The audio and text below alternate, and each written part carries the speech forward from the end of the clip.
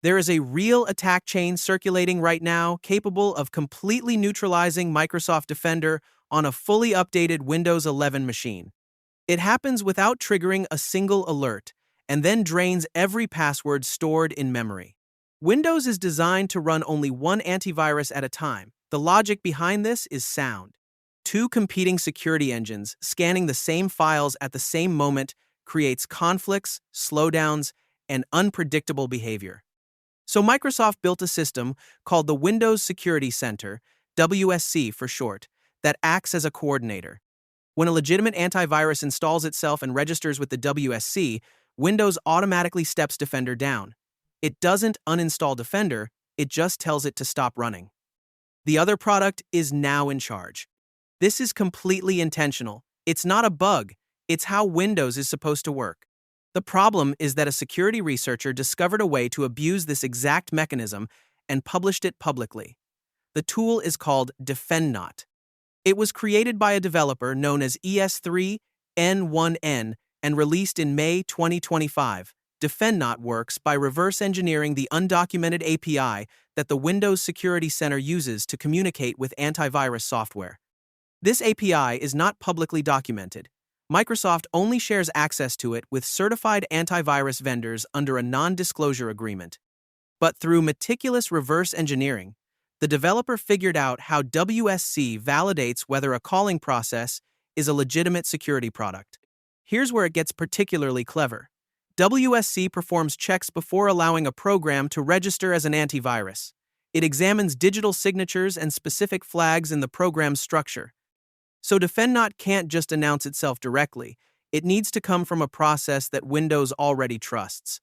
The solution: it injects its code into Task Manager, one of the most trusted processes in Windows. From inside that trusted shell, it then registers a completely phantom antivirus product, something with a name like Super Secure AV 2025, with the Windows Security Center. Windows sees the registration, accepts it, and automatically tells Microsoft Defender to shut down. There is now no real-time protection running. There is no malware scanner active. The machine is completely exposed. And from the user's perspective, nothing looks wrong.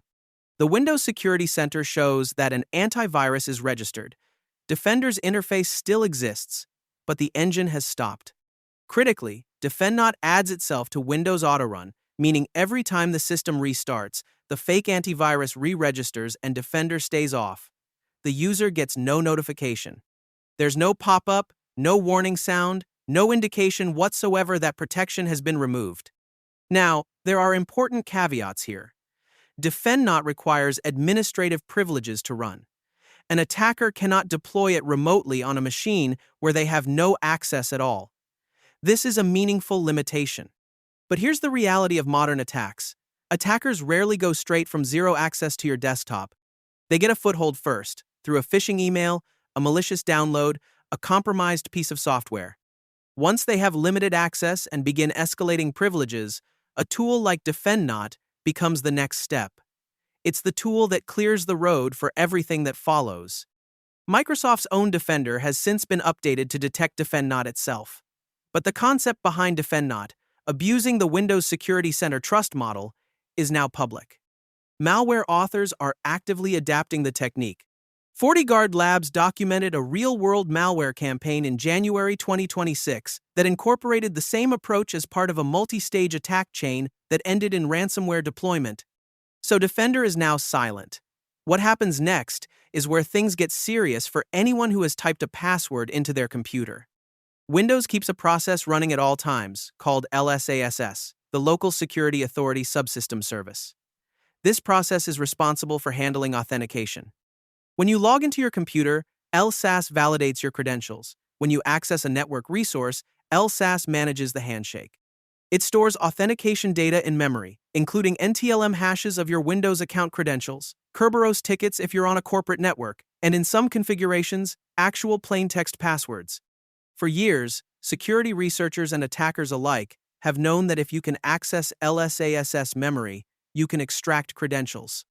The tool most associated with this technique is called Mimikatz, a legitimate penetration testing tool that has been weaponized extensively in real attacks.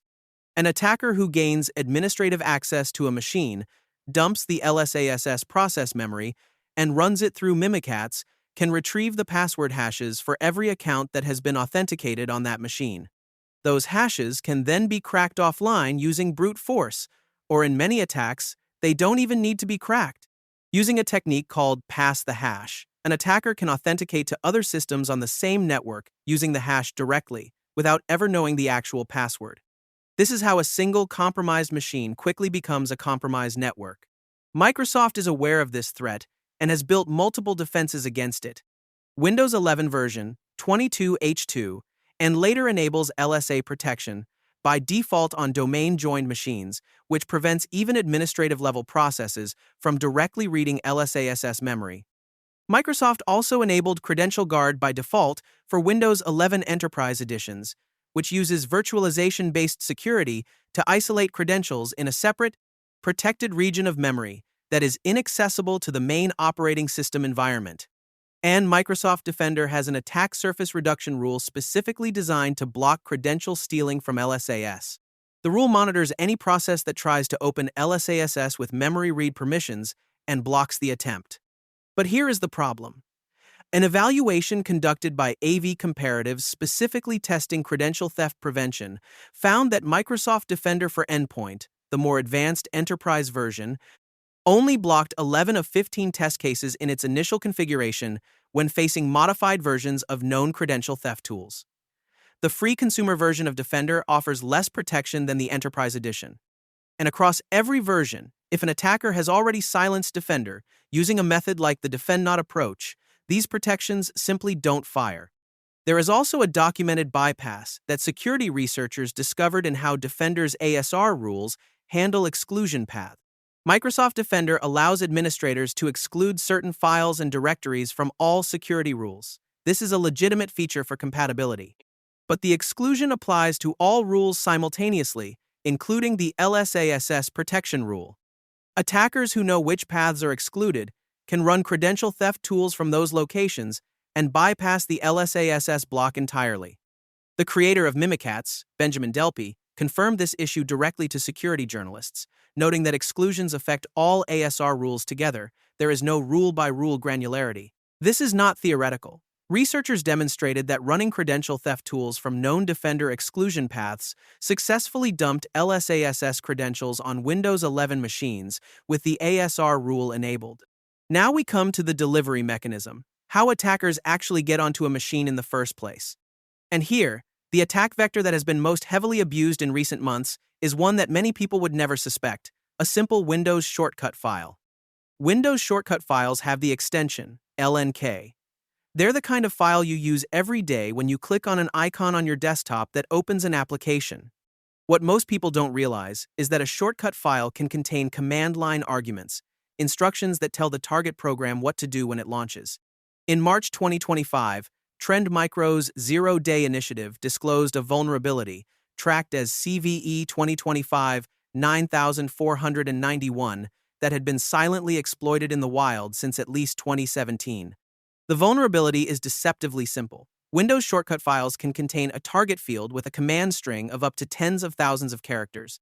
But Windows only displayed the first 260 characters of that field when a user checked a shortcut's properties.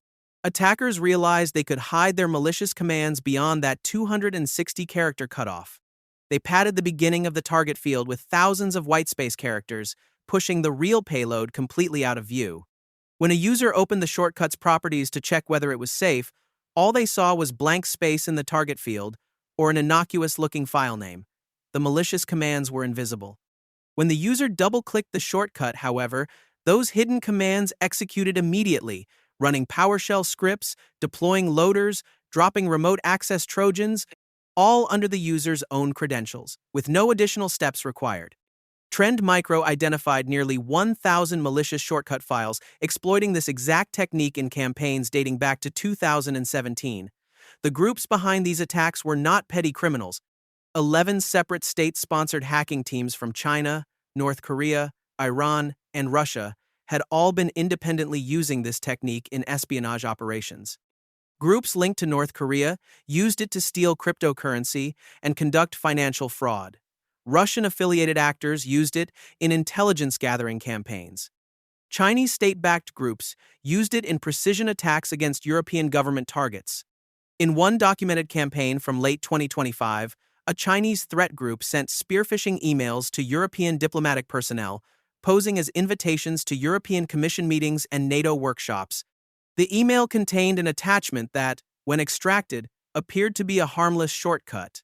When the recipient opened it, the hidden commands silently executed obfuscated PowerShell scripts that installed the PlugX remote access Trojan through a technique that hijacked a legitimate, digitally signed Canon printer software component. The malware established persistent access, communicated with attacker-controlled servers, and collected intelligence from diplomatic networks across Hungary, Belgium, Serbia, Italy, and the Netherlands. Microsoft initially declined to patch CVE 2025-9491, arguing that it required user interaction and that Windows already warned users about files from unknown sources. Under significant pressure following the documented espionage campaigns, Microsoft quietly rolled out a mitigation in its 2025 updates that changes how the properties dialog displays the target field. Now showing the full string regardless of length, this is not a complete fix. It doesn't delete existing malicious commands from compromised shortcuts, and it provides no automatic warning to users when a target string is unusually long. Security firm ZeroPatch described it as a step in the right direction that still relies on users having the presence of mind to manually inspect and scroll through a potentially thousands of characters long field. Let's put this together as a complete picture, because individually each piece sounds manageable. Together, they form something genuinely dangerous. An attacker sends a carefully crafted spear-phishing email. The attachment contains a LNK file packaged inside a zip archive because email platforms block raw LNK attachments. The zip passes through email security filters because it contains no executable code that static scanners flag. The user extracts it, checks the shortcut's properties, sees nothing alarming, and opens it. The hidden commands execute. A loader script runs silently in the background. Meanwhile, Defender, which might have detected the subsequent payloads if left running, is neutralized using a WSC API abuse technique adapted from the public DefendNot research. With Defender disabled, credential theft tools run against LSASS without being blocked. Password hashes for every account that has touched that machine are extracted.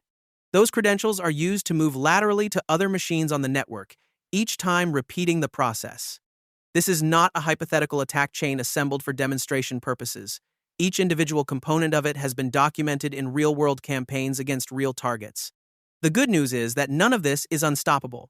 There are concrete, practical steps that meaningfully reduce your exposure. First, and most importantly, keep Windows updated. Second, never open shortcut files received by email or downloaded from websites you don't fully trust. Third, enable Windows tamper protection. Fourth, if you are on a Windows 11 machine running version 22H2 or later, LSA protection is likely already active by default. You can verify this through the Windows security settings under Device Security and Core Isolation. Fifth, understand the limits of any single layer of security. The attacks covered in this video aren't theoretical constructs built in research labs. The LNK shortcut 0-day was actively weaponized for 8 years before Microsoft addressed it. The Windows Security Center abuse technique was demonstrated publicly in May 2025 and was incorporated into a real ransomware campaign documented by FortiGuard Labs within months. The LSASS credential theft method is one of the most consistently documented techniques in real-world intrusions. What this tells us is that the security of any operating system is not static. It is a continuous negotiation between the people building defenses and the people looking for ways around them. The most powerful protection you have is understanding how these attacks work. Stay updated, stay skeptical, and watch this space because this is a story that doesn't have an ending.